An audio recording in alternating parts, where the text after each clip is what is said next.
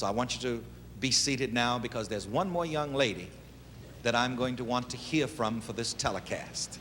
And then I want to tell you something, and I want to give you the visualization prayer treatment. How many of you, by the way, came here for my prayer? Let me see your hands anyway.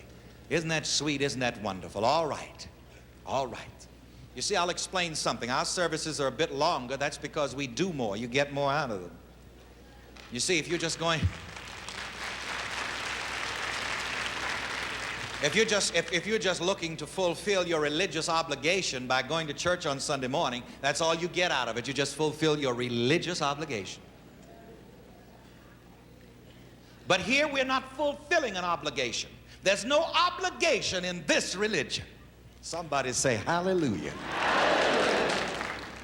You come here because you love it. You come here because you enjoy it. You come here because it prospers you.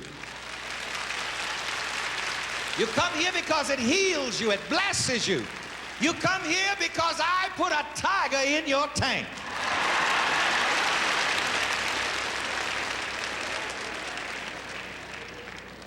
And when people leave here, you can be sure they don't leave here neutral.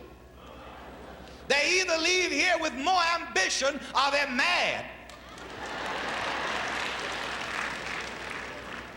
And I'm glad to see that. You know, I just about cleaned out this church a couple of weeks ago. I like to clean it out every once in a while. Get all that negative thinking out of here. But I'm not worried. Even those people that cussed and walked out, they'll be back. I got them. They just don't know it. You can't lose with the stuff I use.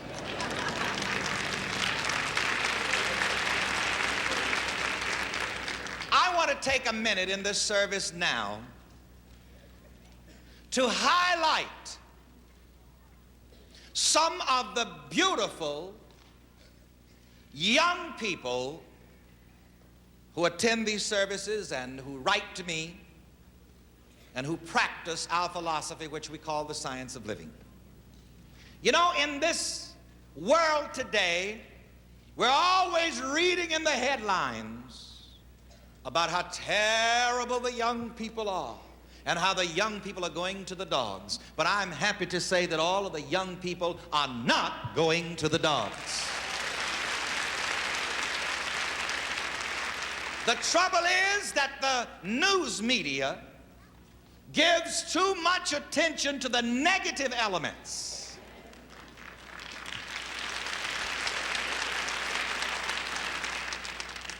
It gives too much attention to the derelicts among the youth and not enough attention to those millions of beautiful American young people who go to school, cooperate with their parents, and are making something of themselves.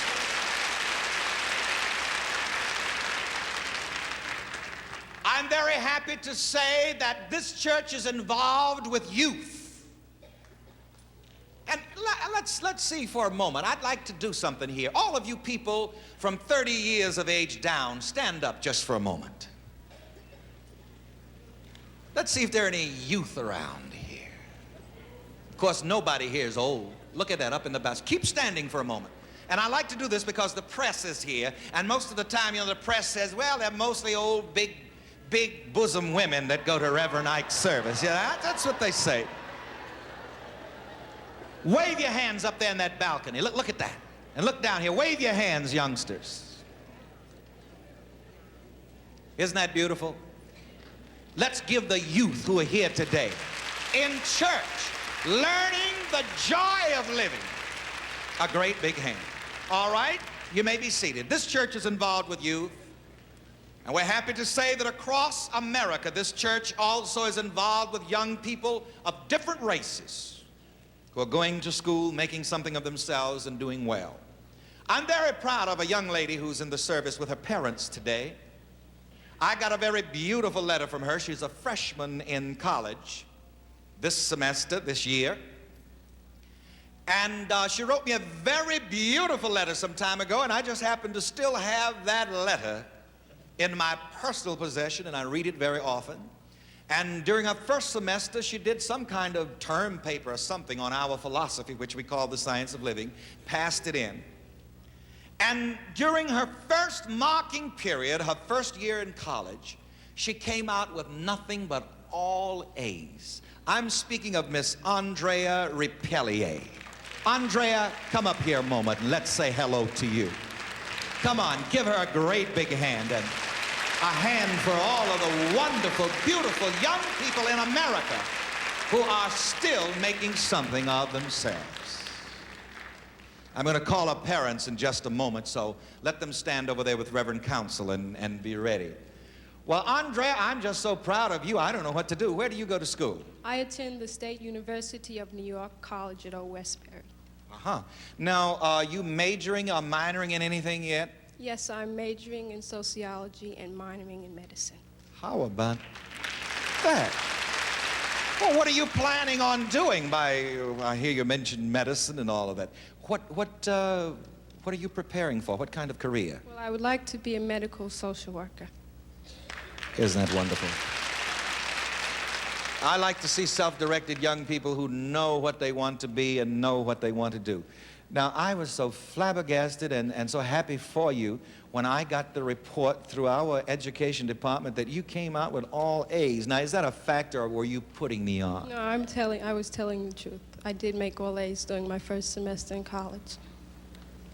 Come on, let's encourage her so that she'll make all A's the next time. Oh, this is just so beautiful. This is just so tremendous. Isn't it good to know that there's still young people we can be proud of?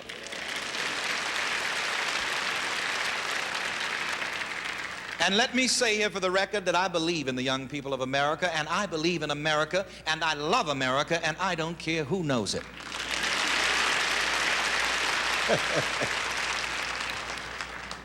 Now, you did something else also. I got a copy of some kind of a dissertation that you wrote about the science of living. What was that all about? I thought that was so what I read it, and I'll tell you, it inspired me so much. Now, has our philosophy here, the science of living, done anything to help you in your life, in your mind, or in any way whatsoever? Yes, it has, Reverend Ike.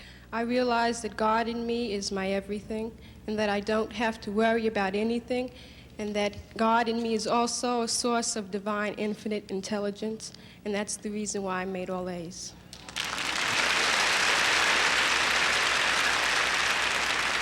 I understand that your instructor was really rather amazed when you did that dissertation on the science of living. Yes, he was, Reverend Ike.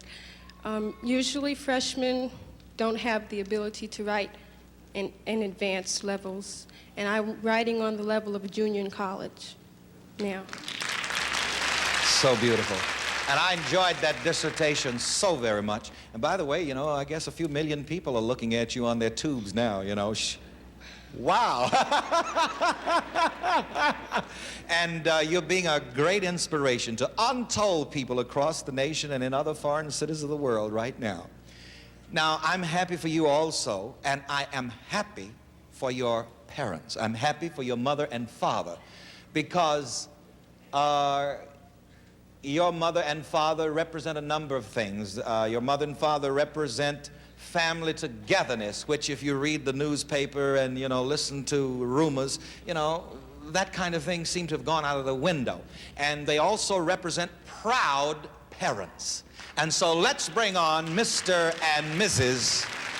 Pellei, Mr. and Mrs. Clarence Pellei, the parents of this fine young lady.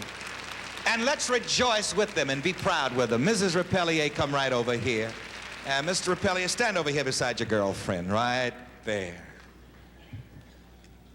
I know that you're proud parents. Yes, we certainly are, Reverend Ike. We would like to thank you for instilling into all three of us the mind science and how to use it. We have no fear when Andrea is away from school, because we know that the knowledge of God in her is her everything. We have nothing to worry about. Nothing to worry about. Isn't that wonderful to know that some of the so-called old-fashioned virtues still live, and that here are parents who can still be proud of their children and who have no kind of anxiety or concern that they may get into mischief, that there can be confidence and trust between parents and their children. Isn't that beautiful? Mr. Pellei, I can see that you're a proud father because I can see you just swelling out there, just bursting with it. How does it feel to have a fine daughter like that? Reverend Ike and this congregation, we are proud in a prayerful sort of way, in that we still realize, but for the grace of God, we too could be enmeshed in problems with our daughter. We don't feel that we have done anything or that is anything extra, we're any better than anyone else, but we just thank God for knowing the power and the presence of God with us, and we pass it on to our daughter, and we still feel that she is able to go out and walk and be among and still come back home.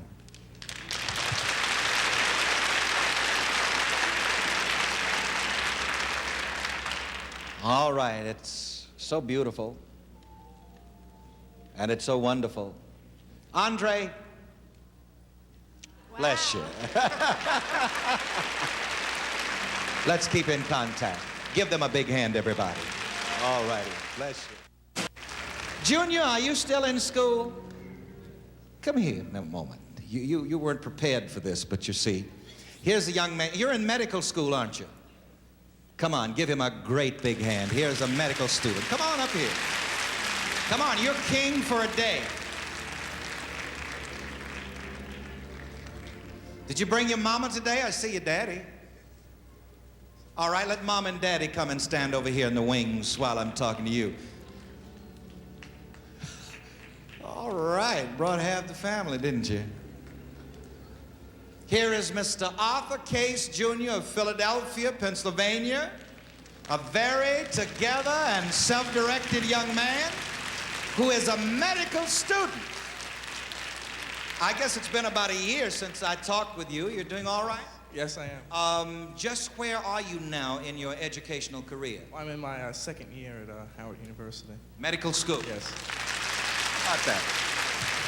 Now, what branch of medicine do you plan to go into? Well, I would like to go into surgery. That means... That means cutting people, huh? Yes. How about that? Well, you know, I want to tell you something. I'm very proud of you. And I guess I think about you even when you don't know it. I'm proud of him also because he happens to be a cousin of mine.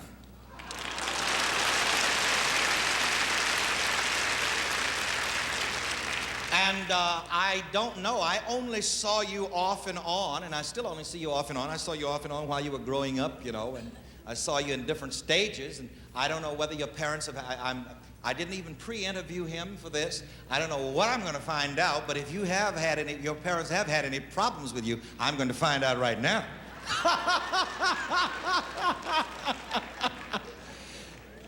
I'm proud of you. And how are you doing in school? Are you passing or are you flunking? I'm still in there. All right, about how many years now, how many more years do you have before they hang that MD on you? Well, I have another 2.5 years and plus internship and whatnot, so it'll be around about 4 years, I would say. Uh-huh. I'm so proud to see these self-directed young people. Now, here are his father and mother, Mr. and Mrs. Arthur K. Sr. of Philadelphia. Come on down here and let's give them a great big hand. Good to see you too, young fellow. This is the youngest fellow. Now, did you bring your sister today, by the way? Where is she? All right. Come on up here, on Andrea. Come on. And his sister's here also, is very self-directed. And brought Molly too, huh? All right. Come on, the rest of you, come on down here and stand down here with them. You're proud to have a son that's self-directed, knowing what he wants to be and what he wants to do and who's going at it? We are very proud, Reverend Ike, and we have never had a moment's trouble out of either one of our children. Andrea graduated from Howard University. Now Arthur is there, and not one moment's trouble. Now, this is Andrea over here. Come over here, Andrea. About it. This is cousin Molly over there in the orange. I think this is a good demonstration today, and as a matter of fact, I think I'm going to sort of skip the sermon, because if what you have seen and what you are seeing now hasn't told you anything, there's no need for me to preach at you.